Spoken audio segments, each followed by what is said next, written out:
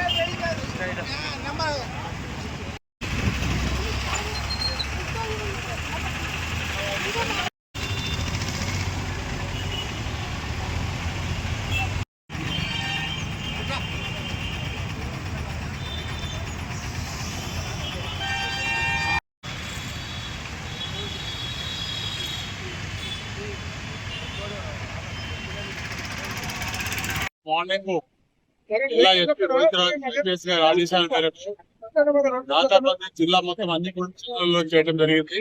అందులో భాగంగా కొత్తగూడెంలో ఉన్న 10 పోలీస్ స్టేషన్లలో చేయడం జరిగింది. ఈ 10 పోలీస్ స్టేషన్లలో ప్రధానంగా ఈ నెంబర్ ప్లేట్ లేని బండ్లు, తర్వాత నెంబర్ డిశ్చార్జ్ ఉన్న బండ్లు, అదేవిధంగా సీట్ బెల్ట్ పెట్టుకున్న వాళ్ళు, తర్వాత ఆటో డ్రైవర్ అయితే యూనిఫామ్ లేని వాళ్ళు, ఇన్సూరెన్స్ లేని వాళ్ళ పైన ఈ కేసులు నమోదు చేయడం జరుగుతుంది. ఇంకొక 5-10 నిమిషాల్లో మొత్తం డీటెయిల్ ఇన్ఫర్మేషన్ వస్తుంది. ముఖ్యంగా ప్రధానంగా ఏంటంటే రోడ్డు సేఫ్టీ, స్కూల్ సైడ్ లో ఈ స్కూల్ సైడ్ లో స్కూల్ బస్సులు కూడా చెక్ చేయడము, స్కూల్ బస్సులలో ఇర్రెగ్యులారిటీస్, ఎవరైనా డ్రంక్ అండ్ డ్రైవ్ ఉన్నా కానీ వాటిని చెక్ చేయడం జరుగుతుంది. ప్రధానంగా తెలియజేస్తుంటే ప్రజలకు తెలియజేస్తుంటే ఎవరు కూడా ట్రాఫిక్ రూల్స్ ని పాటించకుండా ఓవర్ గా చేస్తున్నారు. వారిపైన కఠినమైన చర్యలు తీసుకోవడంలో భాగంగా చర్యలు తీసుకుంటున్నాము. ఇక ముందు కూడా ప్రజలందరూ, తర్వాత ఈ డ్రైవర్స్ కానీ ఓనర్స్ ఎవరైనా కూడా చట్టానికి వ్యతిరేకంగా కాకుండా చట్టాల పట్టిలో